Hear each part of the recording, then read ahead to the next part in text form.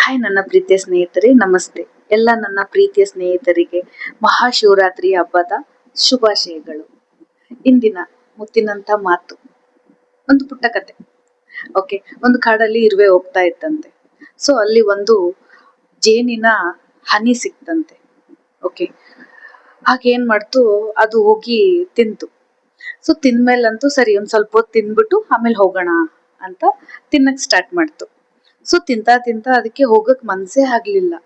ಅಂದ್ರೆ ಆ ಸಿಹಿಗೆ ಅದು ತುಂಬಾ ಅಡಿಕ್ಟ್ ಆಗೋಯ್ತು. ಹಾಗೋಗಿ ಹೋಗಕ್ಕೆ ಆಗ್ಲಿಲ್ಲ. ಹಾಗೆ ತಿಂತಾ ತಿಂತಾ ತಿಂತಾ ಅಲ್ಲೇ ಉಳ್ಕೊಬಿಡ್ತು.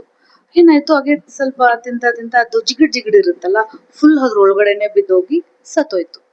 ಸೊ ಇದರ ಲೆಸನ್ ಏನು ಅಂದ್ರೆ, ಯಾವುದೇ ಆಗ್ಲಿ ಜಾಸ್ತಿ ಆದ್ರೆ ವಿಷ, ನಮ್ಮ ಪ್ರಾಣನೇ ಹೋಗುವಂತ ಪರಿಸ್ಥಿತಿ ಬರುತ್ತೆ. ಪ್ರೀತಿ ಆಗ್ಬೋದು, ಒಬ್ಬರ ಮೇಲೆ ನಂಬಿಕೆ ಆಗ್ಬೋದು, ಯಾವುದೇ ಆಗ್ಲಿ ಅತಿ ಆಗಬಾರದು. ಅತಿ ಆದ್ರೆ ಅಮೃತನು ವಿಷ. ಸೊ ಇಷ್ಟ ಆದ್ರೆ ಬ್ಲೆಸ್ ಮೀ. Thank you.